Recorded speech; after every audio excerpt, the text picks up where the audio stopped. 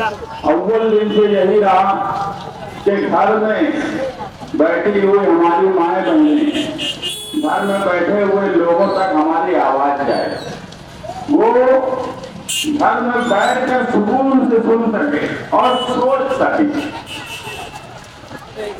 तस्वीरी जलसे भी होते हैं, उसमें नारेबाजी भी होती है, एक माहौल बनता है।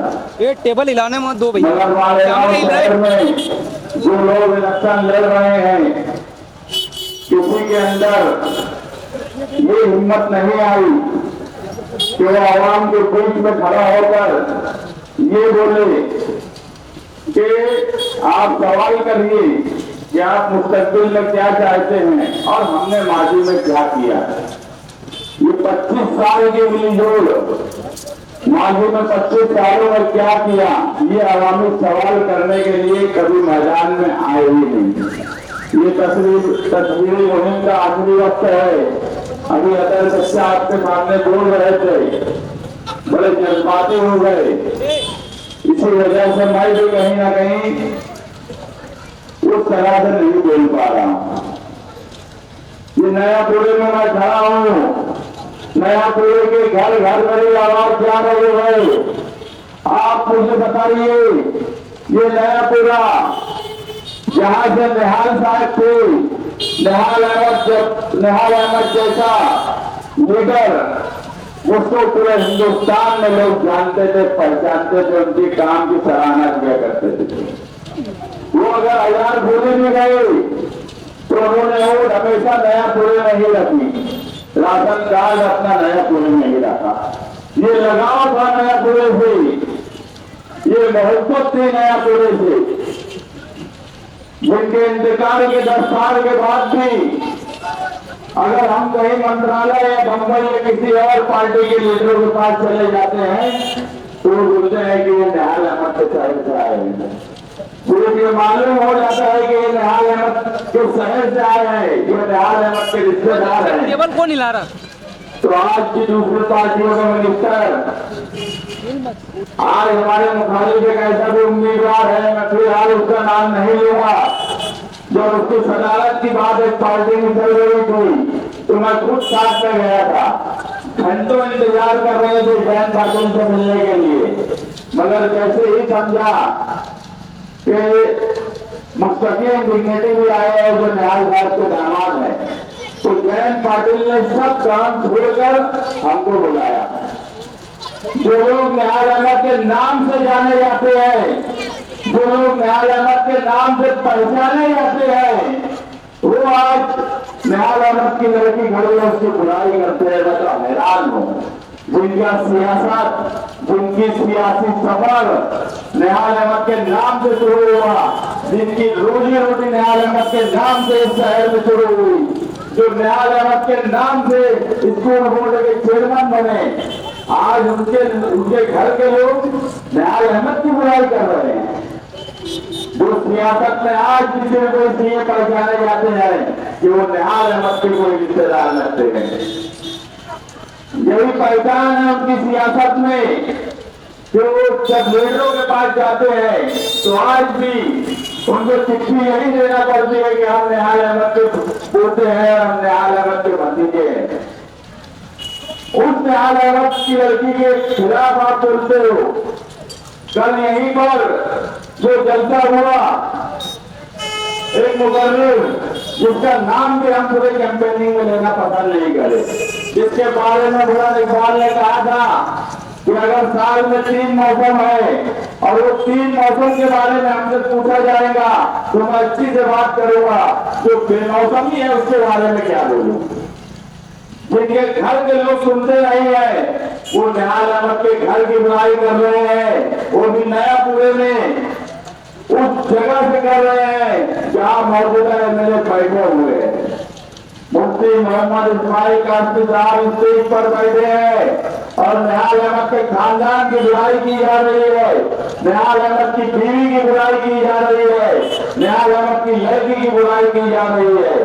वो भी इतने ऐसे महल्ले में जो पढ़े लिखों का महिला है, जो जज्बाती तौर पर न्याय साहब से जुड़ा है, एक वक्त में अगर इस पहले ने कोई फैसला किया था तो न्याय साहब के खिलाफ फैसला नहीं था। जब इन लोगों को ये लगने लगा कि निहाली लोग जाग गए हैं, शहर में तब्दीली की लहर पैदा हो गई है, तो अब वो लोग समाजवादी और न्याय अहमद के खिलाफ बोलने लगे। वो अपने आप को बड़ा निहाली बोलते हैं, जो बात बात में निहाली बोलते हैं, पार्टी तो ऐसे बदलते हैं जैसे कपड़े की तरह। और ये उसूल की बात करेंगे, ये न्याय अहमद के उसूल की बात करेंगे, ये न्याय अहमद तो अपना उस्ताद मानने की बात करेंगे। जो न्याय साहब अपनी हयाती में जिनको हकार दिए, पूरे नहीं हकार दिए, मैं बोल रहा हूँ, और सारा शहर जानता है कि न्याय साहब कैसे हकाया करते थे, जो लोग नालायकी करते थे। हमेशा एक बात सियासत में मैं क्या पूरा शहर मानता है कि लीडर बहुत से आए, लीडर बहुत से आएंगे, मगर आदमी को पहचानने की जो हुनर निहाल साहब में था वो मालेगांव शहर के किसी लीडर में नहीं है, मुझे भी नहीं है। लेकिन निहाल साहब में जो हुनर था, आप याद रखो, जो लोग निहाल साहब की हयाती में निहाल साहब को छोड़कर चले गए, आज वो निहाल साहब के नाम से अपने आप को बोल रहे कि हम निहाली है, हम हलाली है। वो हलाली उससे हम बात भी बोल सकते हैं, मगर मैं नया पूरे जैसे स्टेज पर जहाँ मेरी माए बहने मेरी बात सुन रही है, वहां से कोई ऐसी बात नहीं करना चाहता। आप सोचिए, जो न्याय अहमद के जिंदा रहते वक्त उनकी मुखालफत में चले गए, वो आज क्या हमारी मुखालफत की बात करते हैं? कोई नई बात नहीं हुई है। जो न्याय अहमद के जिंदा रहते वक्त साथ छोड़कर चले गए, वो हमारे साथी कल भी नहीं थे, आज तो नहीं है। आज कोई नई बात हो रही है ऐसा नहीं है। शहर नए सिरे से जुड़ रहा है, शहर में एक तब्दीली है, शहर ये मान रहा है कि इस शहर में 25 साल से ये मिली जोड़ है। आसिफ शेख खानदान जब 1999 में इलेक्शन लड़ने आए तो मुझे बताओ नयापुरे के लोगों, मुफ्ती मोहम्मद इस्माइल कासमी ने नयापुरे में एक वो भी रहते हैं, हो सकता है मेरी आवाज उन तक भी जा रही हो, वो इनकार करेंगे क्या कि उन्होंने शेख हसीन के हक में फतवा नहीं दिया था? अगर मुफ्ती मोहम्मद इस्माइल कासमी साहब मेरी आवाज सुन रहे हैं अपने मकान में अगर है तो, अगर वो अपने मकान में आज शाम तक बोल दी कि उन्होंने शेख हसीन के हक में फतवा नहीं दिया था कि 1999 में, हुकुम न्यायालय को हटाने के लिए जो नया पूरे से हिंदुस्तान की एक पहचान बनाई, उसी न्यायालय को हटाने के लिए जिसके नाम से मालेगांव पहचाना जाता था, उस न्यायालय को हटाने के लिए जो अपने उसूलों से कभी समझौता नहीं किया, उस न्यायालय को हटाने के लिए जो अपनी कमर में भी बाबरे मस्जिद और पूजा पाठ को खाली सूट लगा के चला गया, उस न्यायालय के लिए जिसके खिलाफ कभी मुखालिफ लोगों ने ये नहीं बोल पाए कि इन्होंने बदमानी की है, उस न्यायालय के खिलाफ 1999 में मुफ्ती मोहम्मद इस्माइल कासमी साहब ने फतवा दिया था कि नहीं दिया था, आज शाम तक मुफ्ती साहब इस पर देने के नहीं दिया था। 2004 का वापस इलेक्शन आया, 2004 के इलेक्शन में वापस शेख हसीन की हिमायत में मुफ्ती मोहम्मद इस्माइल कासमी साहब आपने फतवा दिया था कि नहीं दिया था? जब आपको समझना था कि 1999 की लड़ाई एक अच्छाई और बुराई की लड़ाई थी, उस वक्त न्याय साहब कहते थे कि मुझे नहीं यकीन आता कि न्याय अहमद के सामने कोई जुआरी शराबी उम्मीदवार चुन के आ सकता है। उस वक्त नारा था एक जुआरी एक शराबी न्याय अहमद के खिलाफ इलेक्शन लड़ रहा है जो कभी चुन के नहीं आएगा। उस वक्त के बहुत बड़े आलिम मुफ्ती मोहम्मद इस्माइल कासमी साहब ने एक जुआरी और शराबी के हक में फतवा क्यों दिया था, इसका जवाब आज 25 साल के बाद मुफ्ती मोहम्मद इस्माइल को देना ही होगा। कोई बात सियासत में एक वक्त होता है कि रह जाती है, बात हमेशा सियासत में पलट के आती है। बात पलट के आई है कि निहाल अहमद जैसे आदमी को 1999 में हराने के लिए एक जुआरी शराबी जिसके बारे में बोला जाता था, आज वो मरहूम है, अल्लाह उनकी मग़फ़िरत करे, मगर उस वक्त जो इलेक्शन का प्रचार था उसमें आपने निहाल अहमद के खिलाफ फतवा दिया था कि नहीं दिया था? जब जब कारपोरेशन ने शेख रशीद खानदान को ताकत देने की बात आई, पूरा शहर मुझे बता दे। आज रात तक मैं टाइम देता हूँ, उनके हवाले मवालियों को भी टाइम देता हूँ जो बड़े न्यायालय बनते हैं। आगे बता दे कब निहाल अहमद के घराने ने, शान हिंद ने, बुलंद इकबाल ने या मैंने, हमने कभी सियासी ताकत देने की कोशिश की है। हर वक्त मुफ्ती मोहम्मद इस्माइल कासमी ने शेख रशीद खानदान को सियासी ताकत इसलिए दी है कि निहाल अहमद जैसा लीडर, निहाल अहमद के मानने वाले न्यायालय लोग कमजोर पड़ जाए। अगर तारा मेडम को मेयर बनाने की बात आई तो किसने मेयर बनाया? अगर खलील दादा को चेयरमैन बनाने की बात आई तो किसने चेयरमैन बनाया? वो हमको बोलेंगे कि उसूलों से हम गए। ये पूरा शहर जानता है कि आज भी हमारे मुखालिफ हम पर ये इल्जाम भी नहीं लगा पाए साबित करना तो दूर की बात है कि हम बदनवानी करते हैं, ठेकेदारी करते हैं, चोरी करते हैं। जो खानदानी सियासत पे खात्मा करने आए थे वो हम अपने लड़के का बड़ा बड़ा फोटो पूरे प्रचार में लगा रहे हैं। मुझे ना बोलना आता है, ना पढ़ना आता है, ना लिखना आता है। जिसमें कभी राशन कार्ड का एक फॉर्म नहीं भर सका, अब उसके बड़े बड़े फोटो लगते हैं। ये लोग इस शहर की क्यादत करेंगे। आप एक बात समझ लीजिए, यही मुफ्ती साहब अगर आज उनकी तबीयत खराब थी तो हम गए थे हॉस्पिटल। हमने अल्लाह से यही दुआ की कि अल्लाह शिफा दे और ताकत से रक्षण करे। उनका लड़का गेट पर खड़ा था उबैदुर रहमान, मैंने उससे कहा कि मुफ्ती साहब अच्छी से वो देखभाल करो और पूरी ताकत से उनको मैदान में लाओ इलेक्शन लड़ने के लिए। हम भी चाहते हैं कि एक अच्छे बहादुरी वाले इलेक्शन हो, ऐसा इलेक्शन ना हो तो कोई बहुत कमजोर है। लेकिन क्या मैं बोलूं, सियासी तौर पर बिल्कुल कमजोर नहीं है। मुफ्ती मोहम्मद इस्माइल साहब सियासी तौर पर इस शहर में कमजोर हो चुके हैं।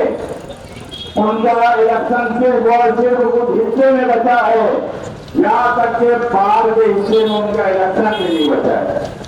वो खुद अपने लोगों को बुलाकर हॉस्पिटल में आने के बाद ये बोल दिए कि हम अब लगता है कि इलेक्शन हमारे हाथ से निकल गया, अब नहीं लगता। और वो दिन से इलेक्शन इनके हाथ से था ही नहीं। इन्हें इलेक्शन लड़ने वाले लोग नहीं मिले जो इलेक्शन लड़ने वाली समझ नहीं मिली। और 5 सालों में कोई ऐसा काम नहीं किया पूरे इलेक्शन के दौरान जिसको ये बता सके। हम सिर्फ इलेक्शन लड़ने नहीं आए हैं, हम 5 साल का पूरा प्रोग्राम खान की गारंटी के तौर पर आपके सामने रखकर बात कर रहे हैं। हम मुस्तकबिल में क्या करेंगे इसकी भी बात कर रहे हैं। हमने देखा आज बड़ी शहर से हर स्थिति में समाजवादी को हिमायत मिल रही है। मुफ्ती साहब को भी हिमायत मिली, जमीयतुल उलमा की मजदूरों की हिमायत हुई। मुझे बताओ, जमीयतुल उलमा के लोगों आपने हिमायत दी, ठीक है, अच्छी बात है, हमारा उसको एतराज नहीं है। मगर जमीयतुल उलमा एक मजहबी तंजीम है और इलेक्शन जो है सियासी प्लेटफॉर्म से लड़ा जा रहा है। और अगर अच्छाई या बुराई का इलेक्शन है तो सिर्फ समाजवादी का तो जन्म नहीं है। स्टेज देख लो और मुफ्ती मोहम्मद इस्माइल कासमी साहब का स्टेज देख लो, अच्छाई और बुराई का फर्क आपको वाज़ेह हो जाएगा।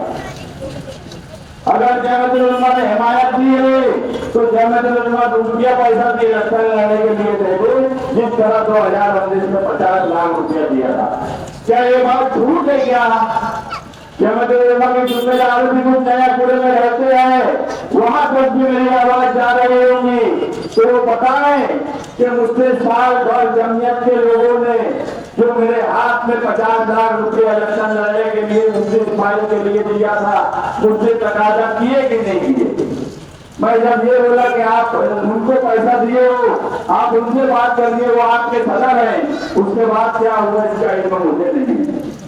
अगर आज आपने हिमायत दी है तो जमीयत को अगर वो लोग पैसा देते हैं ज़कात का, सच्चे का, तो अवाम की भला और महसूस के लिए दिया जाता है या असेंबली में इलेक्शन लड़ने के लिए दिया जाता है, इसका भी फैसला अवाम को करना होगा।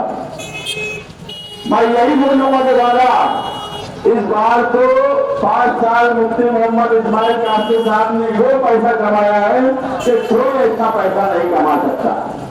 उसके बाद भी अगर जमीयत को लगता है कि उनको पैसा भी देना चाहिए तो आप पैसा भी दे दीजिए उनको इलेक्शन लड़ने का, जिस तरह 2019 में आपने दिया था। मेरा सिर्फ बताने का एक ही मकसद है कि आप सोचिए, घर पर बैठी हुई मेरी माए बहने सोचे, नया पूरे के लोग सोचे कि हम एक सियासी इलेक्शन लड़ रहे हैं, हम मजहबी इलेक्शन नहीं लड़ रहे हैं। हम एक जमहूरी मुल्क में रहते हैं, एक दस्तूरी मुल्क में रहते हैं, यहाँ सबको बराबर का हक है। आलिम को इलेक्शन लड़ने का भी हक है। और मैं ये बोलूंगा कि और भी अगर उतना इलेक्शन में आना चाहते हैं, कारपोरेशन में या दूसरे इलेक्शन में आइए, इलेक्शन में आने के लिए कोई पाबंदी अभी मुल्क में नहीं है, मगर इलेक्शन में आने के बाद, सियासत में आने के बाद आप नाकाम रहे। इन 25 सालों में आपने जब शेख रशीद को हिमायत दी, ना उनसे कोई काम करा सके, ना आप खुद कोई काम कर सके। इसलिए 25 साल की उम्मीदों के खात्मे के लिए, अपने मुस्तकबिल के लिए, अपने बच्चों के मुस्तकबिल के लिए, शहर में तंग होती गलियों को और ट्रैफिक का निजाम को देखिए, एजुकेशन क्या हो गया है हमारा वो देखिए, रोजगार देखिए, हेल्थ देखिए। इन सब मसाइल पर अगर आपको कोई अच्छा उम्मीदवार दिखता है तो सिर्फ और सिर्फ निहाल अहमद है, जो पढ़ी लिखी है, जिसको एडमिनिस्ट्रेशन समझता है, जिसको कानून समझता है, जिसको सरकारी दफातर में काम करने वाले लोगों को किस तरह से काम लिया जाए ये समझता है। बोलने का मतलब ये है कि बहुत सोच समझ के वोट दीजिए। हमने कभी किसी का बीमारी में मजाक नहीं उड़ाया, हम कोई बहुत बड़े आलिम है या हम बहुत मजहबी तौर पर बहुत अपने आप को दानिश्वर समझते हैं, ऐसा नहीं है। उसके बाद भी जब निहाल साहब 2009 का इलेक्शन लड़ रहे थे, कल ख्याबान निसार चौक के जलसे में 82 साल की उम्र थी, 90 साल के इंतकाल के 8 दिन 2 दिन पहले तक निहाल साहब ने लोगों को काम किया है। 82 साल की उम्र में अगर वो इलेक्शन लड़ रहे थे तो ये बात गलत है कि मुफ्ती मोहम्मद इस्माइल काफी साहब ने वो नया पढ़े के लोगों, ये बात गलत है कि मुफ्ती मोहम्मद इस्माइल काफी साहब ने ख्याबान निसार चौक के जलसे से कहा था कि हवा से चलते हैं, दवा से चलते हैं, टीका लगा के चलते हैं, पैर में पेशाब कर देते, ये उनकी बीमारी का मजाक नहीं उड़ाया गया था क्या? अगर आज आपको कोई टीका दे रहा है तो इसका मतलब ये है क्या कि हम इस तरह की बात बोल रहे?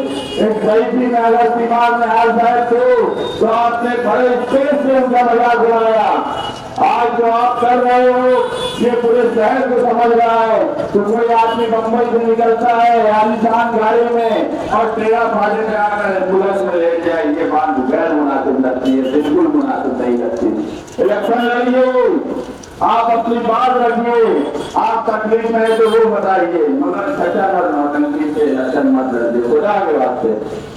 इतनी नौटंकी तो मुमकिन नहीं लगती कि कोई आदमी की वीडियो और फोटो ना जाए, वो टू व्हीलर पीछे बढ़ के शहर में घूम भी रहा हो और उसके बाद स्टेज पर चढ़ने के लिए उनको सहारे की जरूरत पड़ती है। ये नौटंकी मुफ्ती साहब मत करिए। आपकी तबीयत खराब है तो आप उसके लिए दवा गोली करिए, इलाज करिए। आप अगर बम्बई से तेरा फाटे तक गाड़ी में आ सकते थे तो क्या जरूरत थी तेरे से 2 एम्बुलेंस में आपको रिटायर कर लाने की? ये बात गैर मुनासिब है, ये इलेक्शन में नहीं होना चाहिए। इलेक्शन मुद्दों से लड़िए, आपने क्या किया है, आप क्या करने वाले हो उस पर लड़िए। सिर्फ निहाल अहमद के बेटी को और उनकी बीवी को आपके स्टेज से बुरा भला बोला गया, उसके बाद आपने कुछ नहीं बोला। मैं प्लान नहीं कर शुक्रिया अदा नहीं करूंगा कि वो बीवी है या समाजवादी की लीडर है। मैं इसलिए शुक्रिया अदा करूंगा कि जब आमिन फारूक कल ख्याबान निसार चौक से कुछ बातें बोलना चाहता था, जो आम बातें हैं, लोगों में जो बातें चलती है, मगर खान ने कहा कि नहीं ऐसी कोई बात मत बोलना तो किसी की जातियात करो। कल इसी स्टेज से मैं अहमद के खिलाफ जातियात से बोला गया, आपको उसका भी बदला लेना है। आपको 20 नवंबर को 6 नंबर की बटन साइकिल निशान पर सिर्फ इसलिए वोट देना है कि आपकी शहर की तामीर तरक्की हो और उन लोगों को धरना के जाल तमाशा मारो जो निहाल अहमद की हयाती में उनका साथ छोड़ दे दे। आप जब वोट देने जाओ तो 6 नंबर की बटन दबाकर नया कोड़े के लोगों पर मुझे उतना भरोसा इस बार है उसकी वजह है कि न्यायालय लोग नया खोले के झाड़ गए हैं। मैंने 20 साल में ऐसा नहीं देखा कि न्यायालय लोग इस तरह से मेहनत और काम करते हुए दिखे जिस तरह से मैं बात देख रहा हूँ। आप लोग 2 दिन इलेक्शन संभालिए, अब इलेक्शन का प्रचार खत्म हो रहा है। आप घर घर जाइए, लोगों को समझाइए कि इलेक्शन में तब्दीली क्यों जरूरी है, न्याय साहब का दबदबा कौन ला सकता है, न्याय साहब के जो बीमारी का मजाक उड़ाए, नया पूरे वालों सुन लो, अगर ये बात गलत है तो मुफ्ती साहब रात तक शाम तक आकर बोले। मैंने 2 सवाल उनको किया है, वापिस करके अपनी बात खत्म करूंगा। 1999 में मुफ्ती मोहम्मद इस्माइल कासमी साहब ने शेख रशीद के हक में कोर्ट की अपील की थी कि नहीं की थी? 2004 के असेंबली इलेक्शन में शेख रशीद की हिमायत में न्याय साहब के खिलाफ अपील की थी कि नहीं की थी? और जब न्याय साहब की तबीयत बिगड़ी तो उनका मजाक उड़ाया था कि नहीं उड़ाया था, उनकी बीमारी का मजाक बनाया था कि नहीं बनाया था? इन 2 सवालों का जवाब मुफ्ती मोहम्मद इस्माइल कासमी साहब शाम तक मीडिया के सामने आकर दे सकते हैं। इतना ही बोलकर मैं अपनी बात खत्म करूंगा। शुक्रिया।